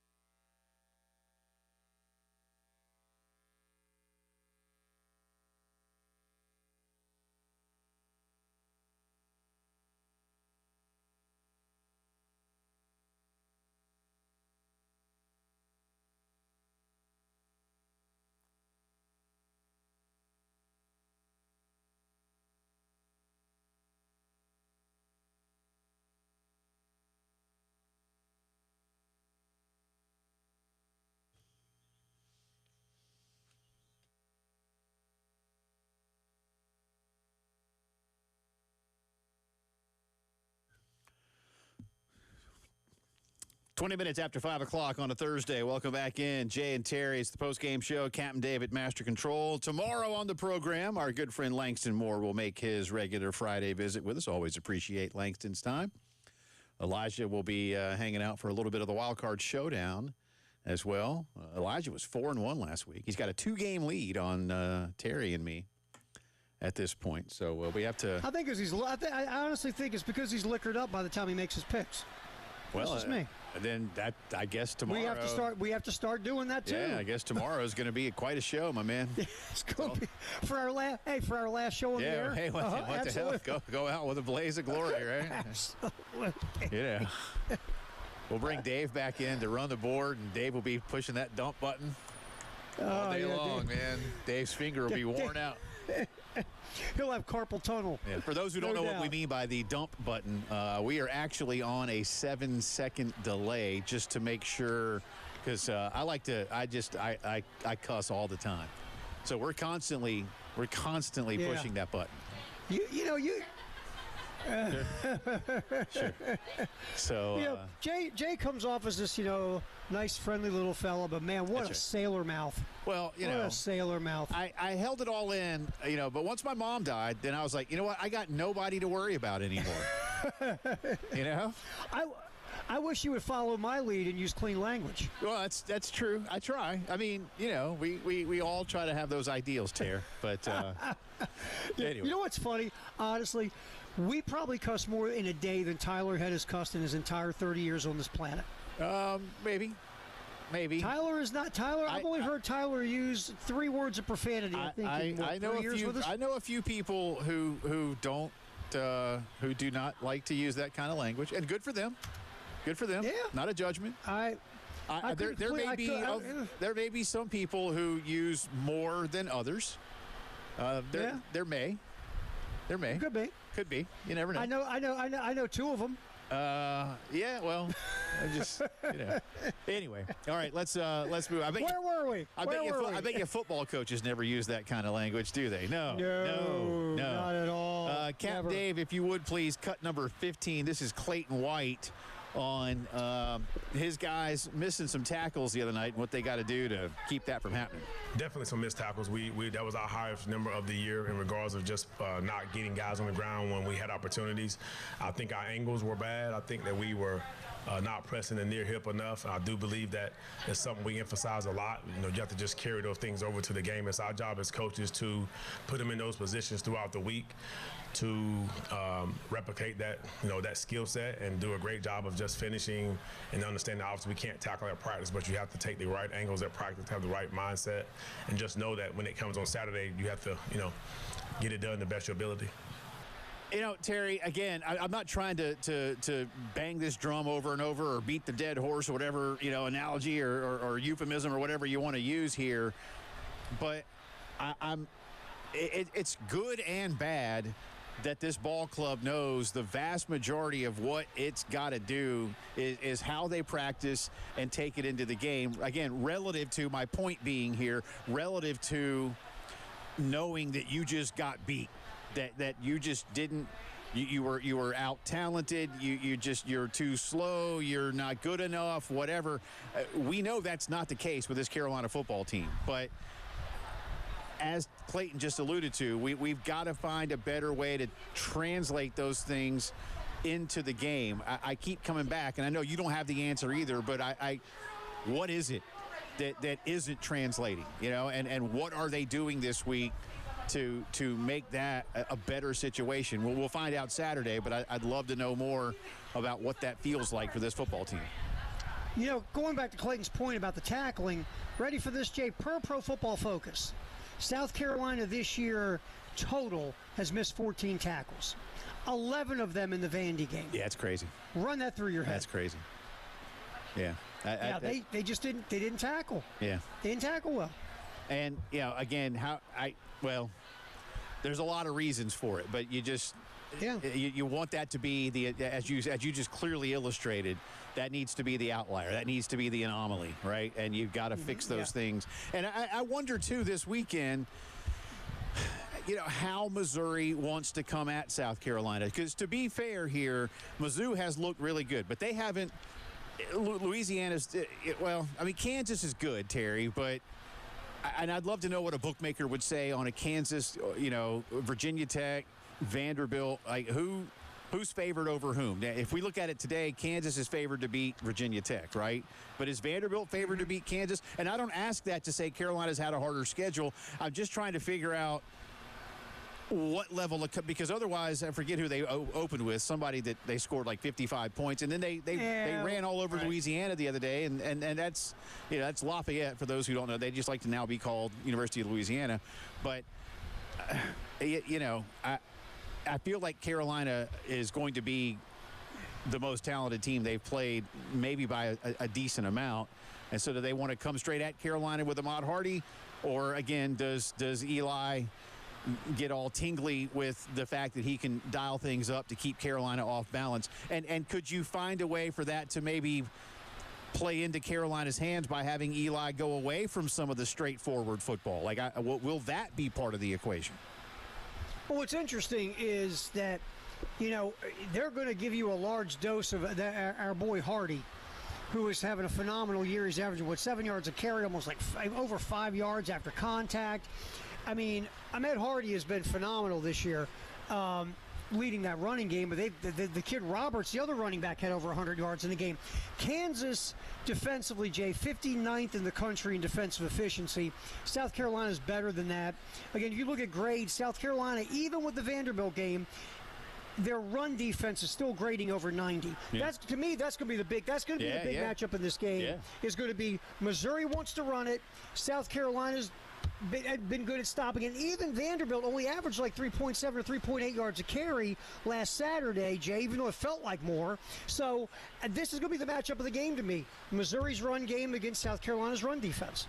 One more here, Captain Dave, number 16 on today's cut list, please, sir. Clayton White on, once again, not having a great night on third down, and what Carolina wants to do about that. Yeah, it's frustrating as a defensive coach whenever we feel like it's hard to get the third down. Like, it's just hard to get a good third down and manageable situation for us. And then I think a couple of times that we were there and we missed the tackle, and that's frustrating, and it happens, continuous on drives. Like, it's like a stat that's out there. Once they convert one third down within a series, the chance of scoring goes up. So I think they converted 3 on one drive, which was 2 of those that we feel like we got to finish those plays, and I feel like they got to give them credit as well. But I think we got to give them credit. Did a really good job of finding different ways to convert third down. They weren't running the same, concept. But we still have to make plays and got to do a better job. Have to do a better job of putting them in position to showcase their skills a little bit better. So, again, how that looks, Terry, a lot depends on what Mizzou does and what kind of situations Carolina's in. But you'd like to, if you're a Carolina fan, you are hoping to go to the point you made about the missed tackles, or that Vandy was 6 of 12 on third down the other night, that becomes an outlier and does not begin to start a trend. That's kind of where things are for that defense right now. You know what's 2 things. One, did it feel like Vandy was like 11 of 12 on third down? When you hear they're only 6 of 12, you're like, that was it? I know. Really? Yeah. It did. And the second thing, I thought Clayton. They converted a couple of third downs too, or fourth downs, I mean, right? Yeah. Fourth down, it was insane. When Clayton said, he kind of it was a part of what his riff was. He said that they know, they've done research, and that if you get a first down in a drive, your X amount of percentage of scoring goes up a lot. Just one third down, just in a drive, can kick up your scoring chances. I think that's a wild stat. That's the Gamecock Notebook for this Thursday. We'll come back with a drive around the SEC. And again, today's start, bench, drop. These pieces of chicken, drumstick, thigh, wing. Got a lot of good answers and responses we'll get to as the postgame show rolls on.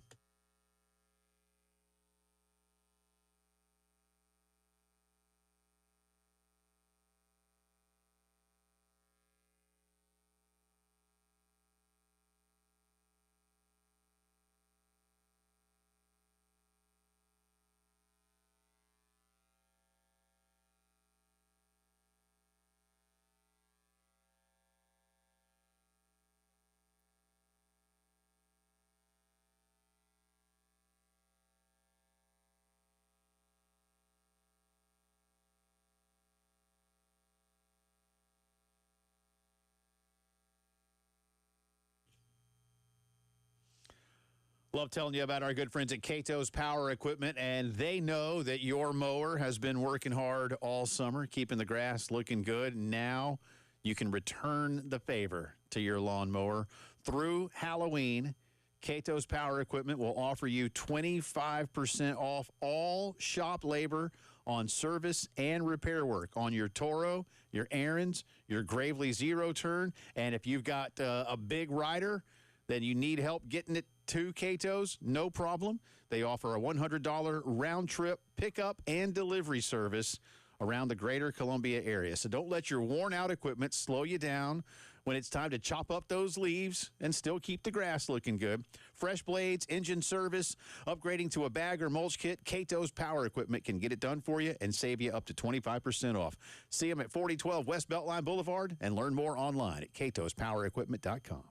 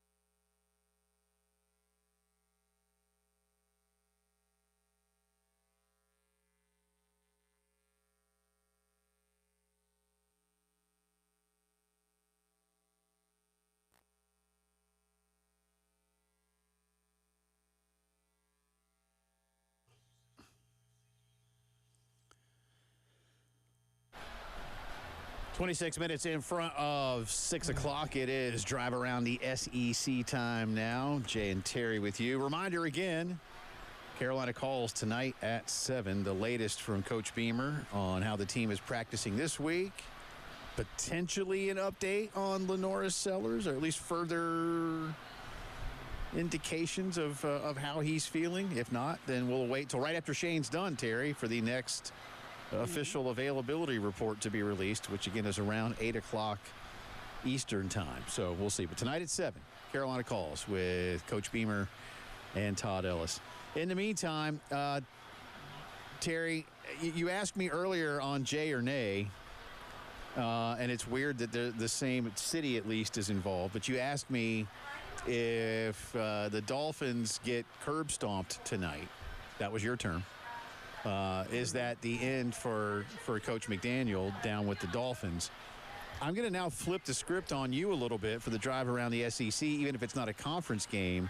If Florida goes down to Miami and the Hurricanes take care of them, and by the way, the spread is currently 7.5, so let's say Miami covers that and then some. Is this it for Billy Napier? Or does Florida say, we'll just wait? If they get whooped, like embarrassed, humiliated, depants, they get beat like 50-9 or whatever, then it could happen.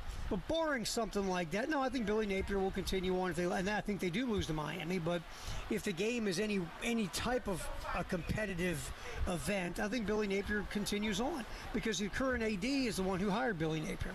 And the current AD, yes, hired the basketball coach who won a national championship, but has also had some very questionable hires that have gone sideways in some very embarrassing ways, if you know what I'm saying. Mm-hmm. And even the basketball coach had an embarrassing event that somehow, Jay, disappeared. Yeah. Very weird. Yeah. So I think the man who hired Billy Napier is going to give Billy Napier every chance to get out of this and to be successful. So I don't think he'd get fired unless the Miami game's a total embarrassment. Serious question. How much... let me rephrase it. Is there a silver lining in the fact that despite DJ Lagway throwing 5 interceptions, the Florida defense still held LSU to 20 points in Baton Rouge at night? Is there something to take from that for the Florida Gators? I think there is, right? I mean, if you're always looking for silver linings, and think about your defense was put in a bad, and you held LSU at bay well enough to where it was still kind of a football game for most of the night.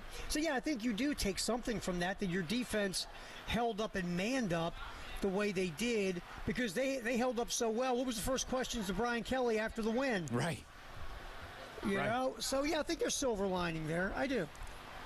And at the same time, to stay with this game for a second, you know, Miami really dropped the hammer on USF. And I can't say I'm overly surprised by that. The USF story is a good one. And coincidentally, like Carolina and Virginia Tech and Vanderbilt, here they are kind of all three seeing each other in a matter of a couple of weeks, Terry.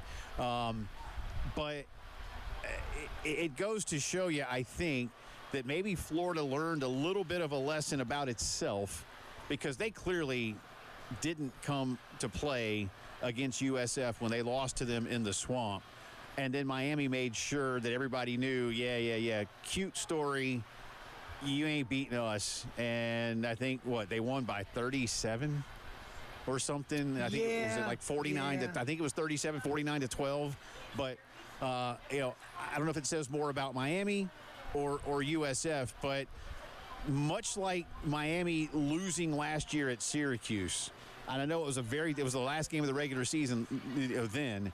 This is not the last game of the regular season. But Terry, this feels like for Miami a massive, massive opportunity in a way even that maybe last year's win over Florida didn't present them. You're not wrong. I think, look, Miami under Mario Cristobal, you saw it last year in the Syracuse game. You and I were talking about this, that the best Oregon team Cristobal had, they stubbed their toe in a game they should have won. It was Arizona State, wasn't it, Jay? We were going over this. They lost at Arizona State in a game they were favored by 1 billion. Cristobal's teams always find a way to lose to the worst possible opponent at the worst possible time. So to your point, you come off this big win over South Florida where everybody thought, there might be a close game, right? Because South Florida was the cool Cinderella. Well, you smacked them in the head quick, right? Mm-hmm. And you won that game easy. So if you could also beat Florida handily, maybe, just maybe, if you're a Miami fan, you're going, wow, all right. You've won some pretty good games so far this year, and you've played some tough competition, and you've handled your business. So maybe you start to get hope that maybe this will be a different year for Mario Cristobal and the Canes, and Cristobal won't have that awful back-breaking loss. That's what hope's about, right? Yeah, and this one, if Miami loses to Florida, it's not going to be the same as Miami losing to Syracuse. I get it, right? But Miami has got to start taking these steps toward being what they want to be. And again, they beat Florida last year in Gainesville. I'll give them that. So that was a big deal, which is what makes losing to Syracuse so maddening or humbling, or a lot of other words I could probably use.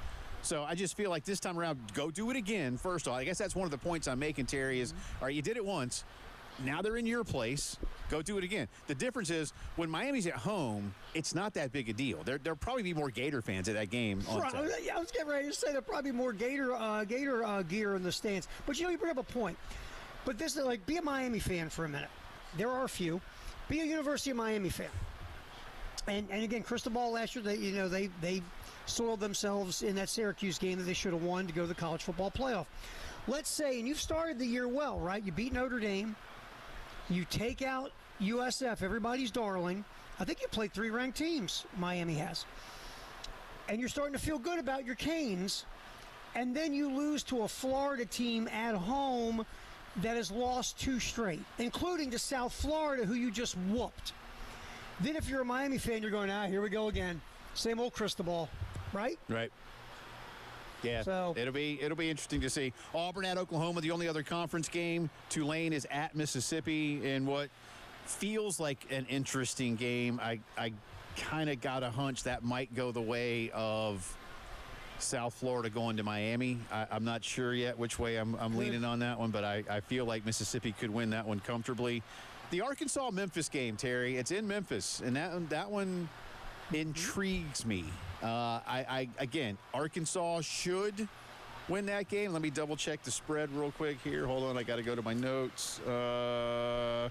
Currently, Memphis plus 7.5. So that could be one, though, that I could see Memphis finding a way. Arkansas has been struggling to stop people, and Memphis can score points. So, yeah, you could see yourself one of those 56-54 weird games out of that one, Jay, where Memphis pulls an upset. Yeah, I wouldn't be surprised at all. I'm here for that. That's better than 6-3. So I'm here. I'm here for that. 6-3. We'll see what happens.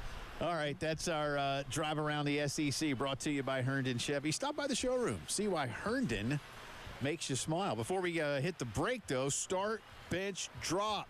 Chicken pieces here. We took the chicken breast out because either you're going to guess that one or start that one just because, nice, big, juicy piece of fried chicken. So we got drumstick, we got thigh, we got wing. And we have a lot of clever responses.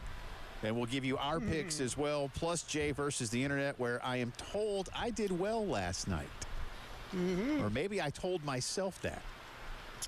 No, you did well, man. You were for once, your hate worked to your advantage. It did, and I did. I channeled my inner dark side, and it worked to perfection. So I don't know what that means moving forward, kids. We'll find out. Start, bench, drop, drumstick, thigh, wing. If y'all want to chime in, you got your last chance on Twitter to do that. It's the Postgame Show.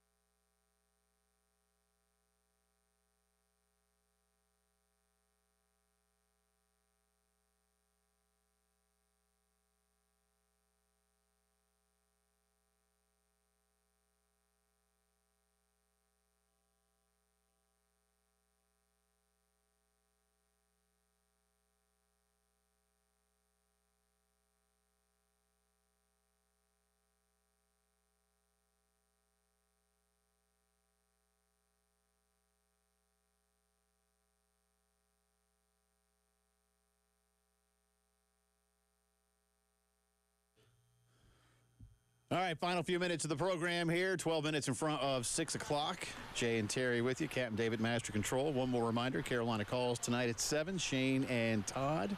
Langston will be with us tomorrow. Wildcard Showdown tomorrow. Terry is bringing back to-go orders for all of us here at the station from Old Mill Brew Pub. Absolutely. Just text them over to me and text me your credit card info, and I'll bring it on down. Dave, get on that. We're good. Get on that. Start, bench, drop.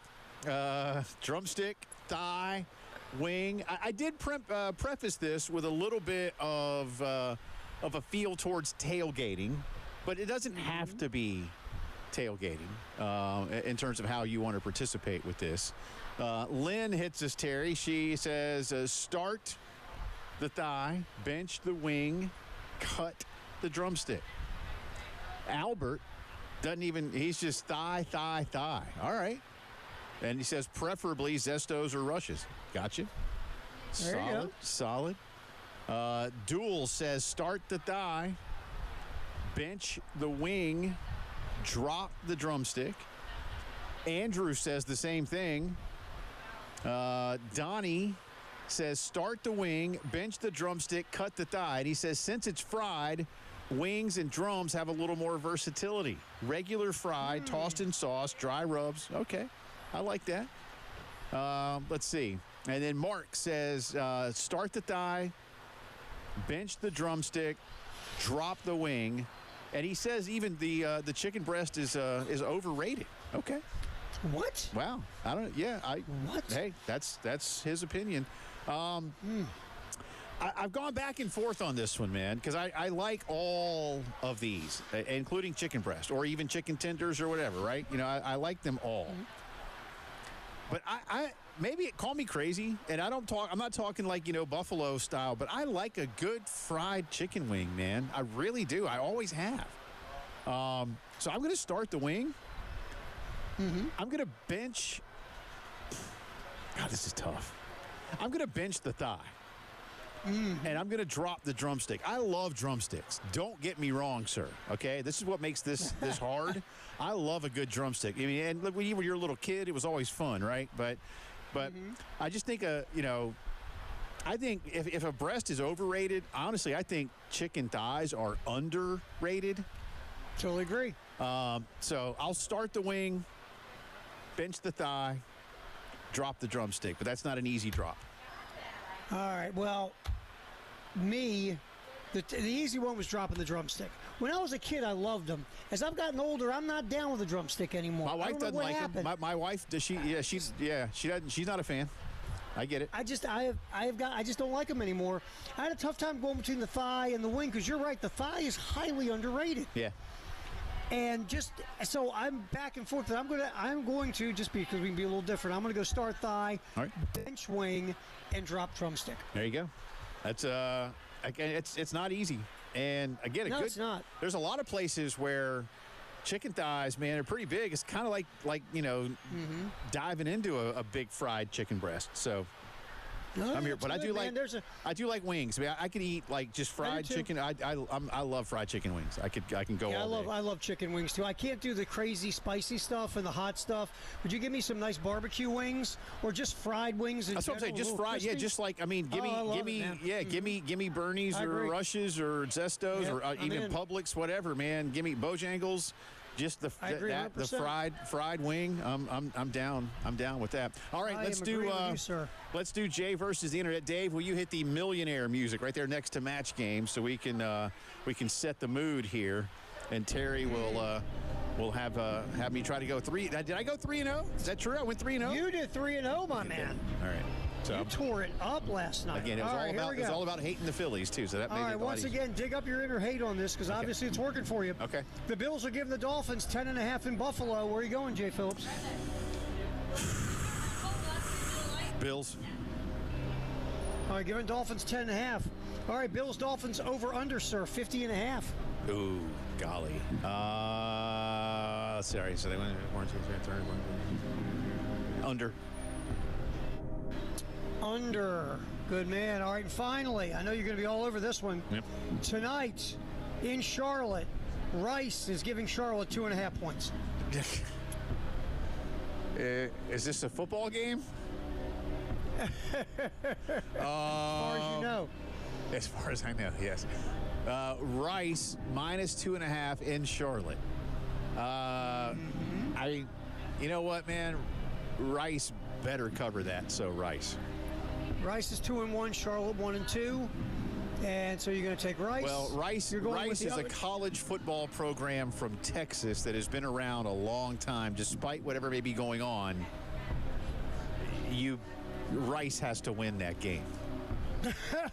for the pride of Texas. I mean, football. Rice is a college program from Texas. You have to beat a football program that exists only for the sake of cashing homecoming checks. Yeah. And you go over/under on the 50.5 with Dolphins and Bills. Under. Sorry, I forgot. Under. Yeah, I think I'm feeling a 31-14 kind of game. Bills cover, but it stays under the 50.5.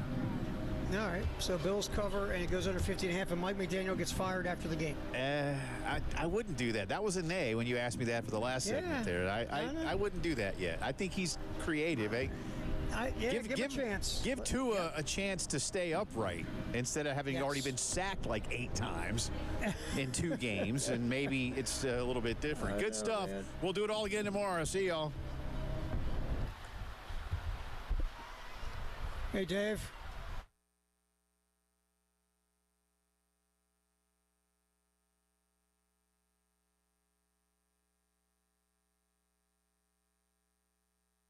And one final note from our good friends at Integrated Media. How you watching what you watch this football season, or anything else that you like to watch any time of day or night? Do it all better with Integrated Media.